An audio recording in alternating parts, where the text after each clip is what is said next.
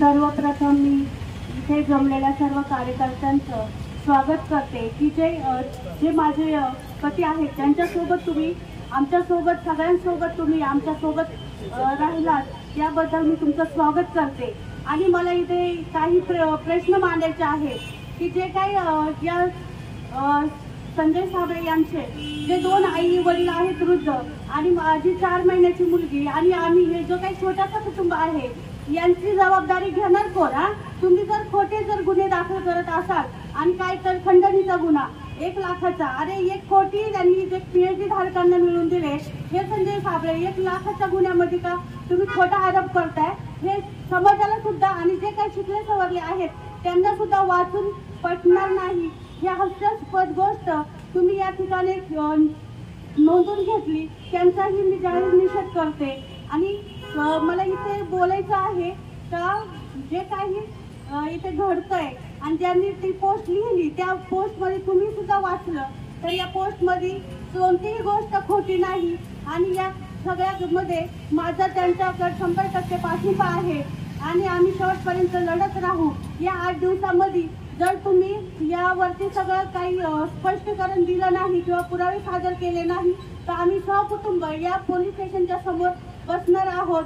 आणि त्यानंतर जर सांगते तर जे आम्ही हे हाडामासाचे कार्यकर्ते आहेत आणि ज्यांनी यांच्यावरती जे खोटे गुन्हे दाखल केले आहेत एक काळ त्यांनी स्वतः बोलले होते का हे हाडामासाचे कार्यकर्ते स्वतः उपाशी राहून कोणाचाही 1 रुपया न घेता हे या सर्वांमध्ये जे काही काम करतात तर हे वक्तव्य ते स्वतः बोलले होते आणि त्यांनीच ही हास्यास्पद गोष्ट या ठिकाणी बोलावी ही मला लाजिरवाणी गोष्ट वाटते। मला या ठिकाणी एवढंच बोलायचं आहे का या खोट्या गुन्ह्याखाली जे काही प्राध्यापक संजय साबळे यांनी जो काही अन्याय केलाच नाही त्यासाठी त्यांनी न घाबरता आम्ही या ठिकाणी त्यांच्यासोबत सहभागी राहू आणि तुम्ही आम्हाला असा सहभाग आणि साथ द्यावी ही यासाठी मी तुमचं आताही स्वागत करते आणि इथून पुढे स्वागत करत राहील। बाबन समाज साबळे राहणारा निमगिरीची वाडी तळमास। हो, जे काही संजय साबळे आहेत त्यांच्यावरती देवराम लांडे यांनी जो काही गुन्हा दाखल केलाय तुम्ही त्यांचे वडील आहात, काय सांगाल? आमचा म्हणजे एकच आता आज आहे आमचा जीवन त्याचे वय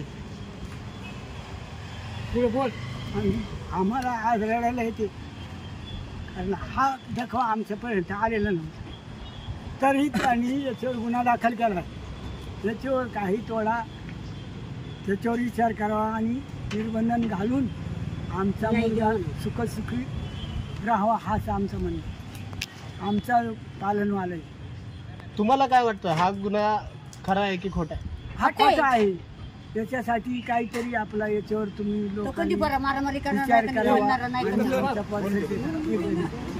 तर एवढीच मागणी आमची समाजाकडे का आमच्या स्वराला काहीतरी साथ देऊन त्याला नील करावा। त्यांच्या पोरावर जो काय गुन्हा दाखल केलेले हा गैरचुकीचे आणि याच्यातून समाजाला त्याच्याकडे लक्ष द्यावा आणि आमचा पोर कधी वाईट साथ करणारा वेळी नाही तर त्याला पटण्यासारखं आम्हाला पटण्यासारखं नाही तो लिहिणार आहे आम्ही आलेले आहोत तर त्या माणसानं जे की आमच्यासाठी त्या आता इथून पुढे करायचं आहे त्याच्यात आम्हाला आजही अडचणीत आणलेले आमचा पोर आजही म्हणतात तात्यात आहे आणि बाकी लोक तुम्ही म्हणता की तो त्यांचा हे स्पष्ट आहे म्हणजे सुखी आहे तेव्हा याच्यावर समाजाला लक्ष घालून आमच्या पोराला काटेकोरपणे त्याच्यावर लक्ष देऊन त्याला मोकळा करावा आणि इथून पुढे तो काय तुमच्या पद्धतीनं काय कार्य करेल। आमच्या मुलाच्या मागं समाजाने अत्यंत जवळच उभा राहून आमच्या मुलाला या ठिकाणी न्याय देण्यासाठी साथ द्यावा आणि एवढंच आमचं म्हणणं।